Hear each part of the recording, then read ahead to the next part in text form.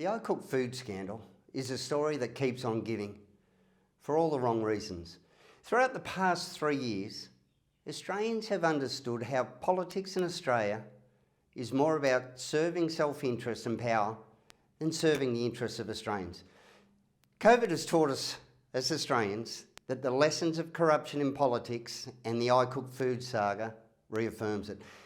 Since 2019, ICook Foods has shown just how corrupt politics in Australia appears, and the lengths many are prepared to go to affect outcomes that not only shore up their positions, but actually enhance them financially. And just this week, via a media release issued by the Community Advocacy Alliance, another untold story has surfaced of the silent, unknown victims of the ICook Foods scandal that most people don't know about. Unknown until now. It seems Daniel Andrews, the Victorian government, the greater city of Dandenong, Labor, and potentially Australia's next Prime Minister, Anthony Albanese, have done whatever it took and stopped at nothing to get what they wanted. And that is continuing to happen.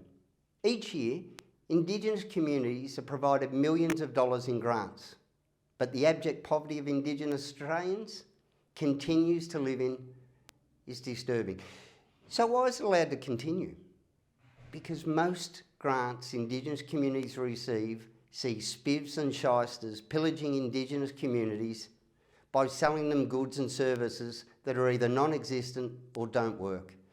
And with all the disadvantages Indigenous Australians endure, health remains the single most important issue. If health in Indigenous communities is ever to be addressed properly, then the basics need to be on nutrition and health. And this makes the ICook Foods story even more fascinating and disturbing.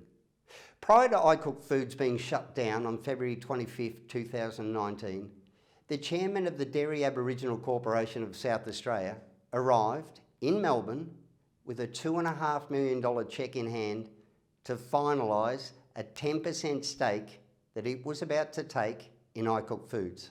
ICook Foods and the Derri Community had been in negotiations for some 18 months. Derri Aboriginal community wanted to improve the nutritional intake of children and the vulnerable within their own community, and saw ICook Foods and its intellectual property that it had developed as the ideal way to do it. The Derri community also wanted worldwide rights for texture-modified native foods for kangaroo, emu, etc. The program would have also meant the training of Derri Aboriginal community members at the ICook Foods Dandenong plant, with a further commitment by ICook to help Derri Aboriginal community establish a similar plant for themselves in Port Augusta. The deal would have created hundreds of jobs and a new national network of texture modification of native foods in South Australia. But Andrews and the Victorian government killed that by shutting down ICook Foods and destroyed that vision along with the aspirations of a positive scheme that would have helped transform the lives of many Indigenous Australians. The vision of Derri people and the ICook was the possibility of creating a national network of texture modification facilities tailored to the region that they service. The time has come for the federal government to intervene and clean up the ongoing mess. Andrews and his government have created and get the program implemented.